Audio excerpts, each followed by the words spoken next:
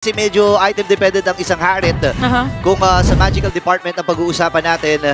So let's see kung paano papagalawin ito ng Cavalry against the Phoenix Army. Eto na guys, bago pa tayo dumating sa araw na to, ang dami nang nagko-comment. Ano pong prediction mo sa TNC Eto na. versus Team Liquid? Dito natin malalaman kung tama ang prediction ng lahat. Sa mga nanonood din, spam nyo na yung comments nyo dyan kung sino gusto nyong manalo. Balance and even yung Sanji na harapan. Pero community prediction, 53%. Wow. Ang bumoto sa TNC, 47 naman para sa TLPH. Malalaman natin kung sino una lalamang dahil yung turtle na nga ay sinisimulan. Okay, nailatag nila sa kanyang ultimate habang umaatras na rin ang CNC. Wow. Zaida ang magwawag dito sa unang pagong ng laban. First blood ay makuha din ni Lord JM. Ngayon takbuhan muna ang Cavalry. Pinato rin itong si Carlito. Wala siyang pantakas. And Zaida win a kill. Nakadalawa kagad ang CNC. Grabe, para nakakita tayo ng play na hep-hep hooray. Oo. Hinep-hep ni Yawi, hinoray ni Zaida. So, ito pala yung play na gustong gawin ng TNC. Ang bilis. Nung mga panahon na talagang nailalatag. Ayun na, papasukin na kagad si Benny Cutie ay naipit doon sa ilalim ng Torre. Ngayon latag din ng Ashen Echo. Kaya lang nandito si Sanji. Nagamit yung ganito rin. Talagang tayo magiging goal na nandito sa Eagle Eagle. Ginamit na dito JP. Pero may ibit ata siya. Meron pa siyang kagiging win. Andun yung ejector play. Grabe naman yung hep-hep hooray. At nilamaan din. Yawi with a kill. Side naman nakakuha ng pagong. Doon sa may kabila. Habang si Yawi ay mamamatay nga. Oh, ibang makakuha nun. Okay, so ang namin nangyari doon sa may top lane, nakakuha ng kill si Oheb at meron din siya isang assist. Si Benny Cutie medyo na-delay yung pagkakakill sa kanya, pero sino ba nga talagang lumamang? Maganda yung naging trade doon ng TLPH kahit papano kasi that's a gold laner. Sakit na dito si Zaida. So for this turtle, makakapag-contest yata ang TLPH dahil si Cartesi tapos na rin na kumuha ng orange buff. Ito na nakabangat ng mga players. Mare-reset saglit. Sabi na parang delikado yata na ituloy. Pero Sky Pierce kay Benny Cutie, ramdam na yata natin na may namumuong team fight. Ramdam yata natin na may tatalon. 5v punch. Si Sanford gaganagin po din pero sa ni Another Realm. Sobrang crucial no para sa Team Liquid Philippines. Tapos si Oben. May nakakuha ng kill. Kaya si Sanford kinuha ang kanyang buhay dito. Andun yung kanyang flash combo. Kaya lang yung pagong ay nakuha na rin ng Team Liquid Philippines. Napakatindi nung laban. Parang naniniwala na ako sa sinabi ni Burrito kanina na parang nag-aantay din ng timers dito yung Team Liquid Philippines. Biglang bumaliktad ang takbo ng laban. Sila lamang dito in terms of hero kills. Nakakuha din sila ng turtle. Yung 1.8k, 1.5. Automatically na tumama. And kapag hindi tumama yun, yung go sector para sa TNC. Nakuna kagad itong si Carlito. At ang pagdong kakapatay sa kanya. Oo, makakampi. Sabi nga ni Cartesi, ngayon ay magkalaban at magkakatapat na nga small point cutie na kuha si Cartesi. So ngayon for naman sila yung gumawa na stretch. Sila yung medyo parang nakaaning. Just sa TLPH, kasi yung gusto na kanina sa may top lane. Pero parang sa TNC. Lord is up for grabs. 4v5 ang magiging laban. Napaka-crucial nun. Si Oheb yung naibato. At dahil dyan, na TNC ngayon ang mag-a-attempt na kumuha ng Lord. Nakapwesto naman ng TLPH, pero kulang sila na isa. Kulang sila ng damager. Grabe nila pagkagan yung Glorious Pathway habang single eagle naman mula dito kay Danny JP. Pero si Zaida pa rin magpatagumpay dun sa Lord na yun. Kailangan mag-atrasan din ang Team Liquid Philippines. Pero JP umatras din. Kailangan umipit. At kailangan nila mag-ipit din. Si Carlito pumasok na. Nilaban na lang ni Carlito the Great. Pero ang bagyo makakapatay sa kanya. Okay, so meron Lord ang TNC dun sa may bottom lane. Nakuha si Zaida. And for TLPH, ngayon kailangan naman nilang dumepensa. Oo, ang ganda kasi ng ginawang setup ng TNC Pro Team doon sa Lord na yon. Dalawang miyembro ng TLPH yung naglakad doon sa bush na yon. Pero ang nahuli ni Yawi si Oheb, kaya -1, minus ng burst damage ang side ng TLPH leading up into this first Lord. Again, kahit ito yung Lord, ay meron na tong pagkaldag na nagaganap dun sa mga tore. Naku, speaking of pagkaldag, ayan na, kumaldag na, ilapag din kagad yung Glorious Pathway para lang masecure nila yung unang tore na papabagsakin, patumbahin. Oo, mainit sila Kuya Yawi ngayon. Parang every time na merong ejector na madidikitan, diretso hep-hep hooray sa kalaban. Hindi sa bagay naman, kung ikaw talaga yung game master. Dito ni Benny, pinagbabaril lang. Grabe si Cartesi, doon naramdaman niya. I know there's someone here. Yes! Oo, nag-i-English siya kanina eh. Sabi niya, pre, meron dito. Kasi yung ulti nga, diretso doon sa may bush, kahit nakatago kanina sila Yawi. Pero maganda din sana yung initiative ng TNC doon. Pang ano ba yung binabato ni Novaria? Astral Mundo yun. Oo, mundo. Oo, mundo. Diba? Sorry. Star Shatter. Star Shatter. Oo. Babanggitin ko pa sana yung pangalan. Mga skills or pinapa-cooldown muna nila. 7 seconds bago magkaroon ng flicker dito si JP, so pwedeng medyo mapalalim yung Team Liquid PH. Grabe no? Grabe yung disiplina ng dalawang teams, pero hindi mo alam kung kailan magwawala. Parang anytime yata meron conceal. tatalon.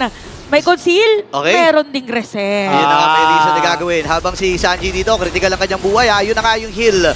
Mula dito Ayan kay na! Daddy James, siglang igan ay ginamit na nga rin lang. Ay, Ibinubugaw na nakato! Member ng TNC, pero siya pa rin magpapagtagumpay doon sa Lord. Benny with a kill. Dapat ang bakagan dito si Carlito. Habang dumadaban ni Sanford, gusto niya makakuha ng isa dito. Bumuga na nga rin with the shockwave. Yung Lord ay nasa may bandang ibaba. Aray! O kaya, mga kalibata, pero flicker din. Nag-commit.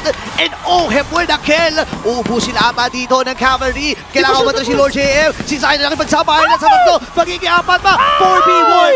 Pero lamang. In terms of number dito, Team Liquid. Si Oheb tumadive na. Tumadive na under the base. Napakatapang ni Oheb. Sa may susunduin lang ni Daddy James. Okay, nakakita tayo ng sariling version ng giniling.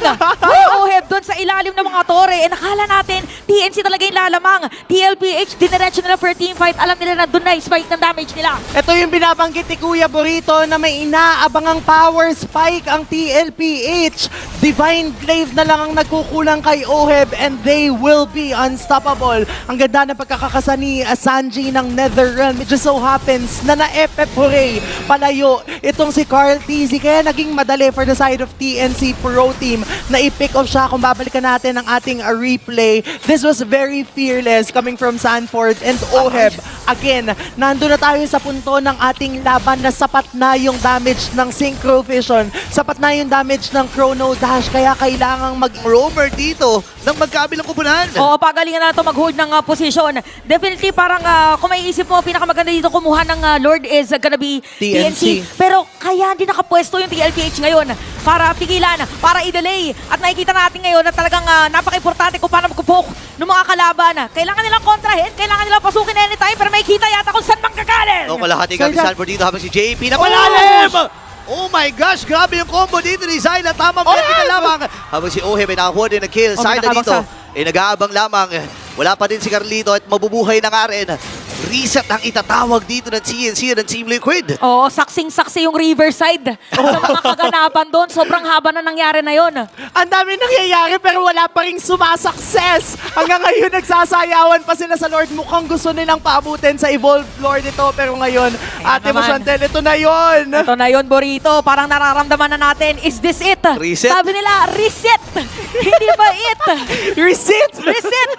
Muna, that's not it. So nag-aabang muna ulit dalawang teams natin, parang paunahan muna ulit makapag-flow ng minion wave. Sa panahon ngayon, napaka-importante talaga na malaman mo muna kung saan manggagaling ang mga players. Naka-ready ngayon.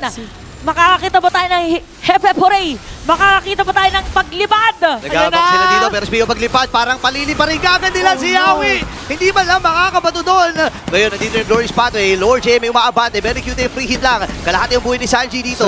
Habang si Oheb, hinahawakan niya lang yung Lord. Pero may ipit ata si Sanford. Kailangan niyang matras. At si JB for the follow-up. Kompleto pa ang mga miyembro dito ng Team Liquid Philippines. At pwede nila samantalahin ito, ha? Oh, feeling ko na kayo mag-Lord. Oh, wait lang. Parang may poke yata. Another reset na naman. Parang gato ulit yung nag-istorya Ay, kanina. try. Kahit kulang ang mga players, mahirap ilaban dahil meron damage both the teams.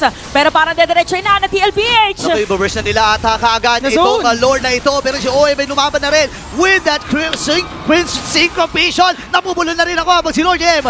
Umabante na ka rin. Sanji ang magiging Flicker. punta niya. Flicker ay na-commit.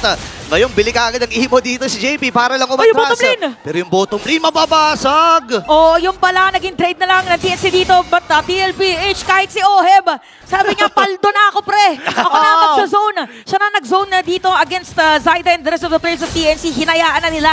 Si Carl TZ, sabi niya, sige Ikaw na to. Mag-lord ka na, kanina pa tayo nandito. Oo, parang kaya ng ilaban. And right now, Oheb has Oracle, very luck item. Similar din naman kay Benny Cutie, pinalitan na niya yung kanyang boots ng War Axe, which means more sustainability coming from him. Now, for TLPH, yung ginawa nilang pick-off against Yawi, leading up into that Lord was something na nakapagbigay sa kanila ng edge. But for TNC, naging mas maganda yung lane management onto that bot lane. Gusto ko lang sabihin nung nilabas ang head-to-head statistics ng dalawang teams, 16 minutes ang average. Eto, pagkakakita 20 nila na. game 1, 20 minutes agad. Wait lang, Lord. Dito sa may top lane, meron paglipad na gagawin, pero kakancel lang din. Masisira na ng TLPH yung Torres sa itaas. Ako, ready nata dito ang Team Liquid Philippines, pero kalahati yung buhay ni Sanford. Sakit Yung Lord, ni Oheb! ang sakit na ni Oheb dito, tamang single vision lamang.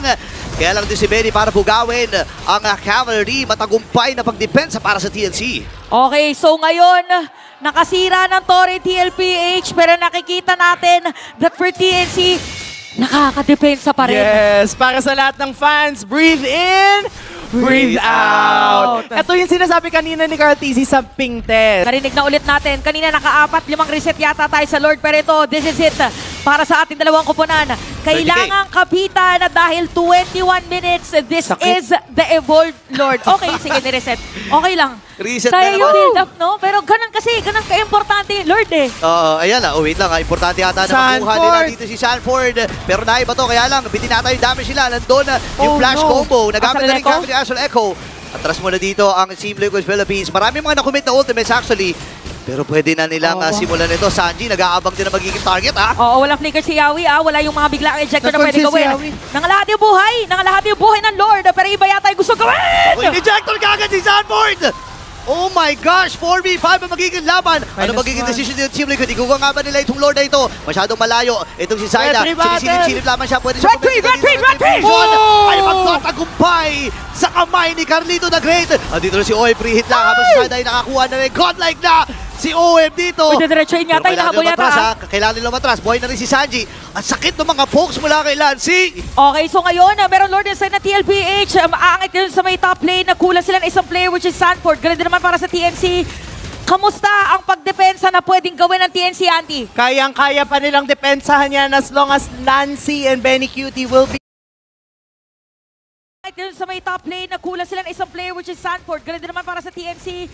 Kamusta ang pagdepensa na pwedeng gawin ng TNC, Auntie? Kayang-kaya pa nilang depensahan yan as long as Nancy and Benny Cutie will be able to deal damage. As for Lord JM, kailangan niyang mapull yung Lord to the side. Ito yung kagaya ng ginagawa niya or else Oheb will wreak havoc. Okay, nagamit na kagad dito yung ultimate mula kay Lord JM. Ayan sakit! na nga. Ang sakit ng mga machine mula dito kay Zaida. Karinkalang buhay dito yung JP pero meron naman siyang immortality habang Zaman Force. Ayan na nga, ang sakit na kagad ni Oheb dito. Figure nagamit na pero nandun yung Spirit of Alpha. Nag-pop yung mga immortality pero ready na ang cavalry na mag-base lock at kunin ang game number 1. Sa muling pagtatagpo ng dating magkakampi, game number 1, napakahaba agad ng laban, pero TLPH ang makakakuha ng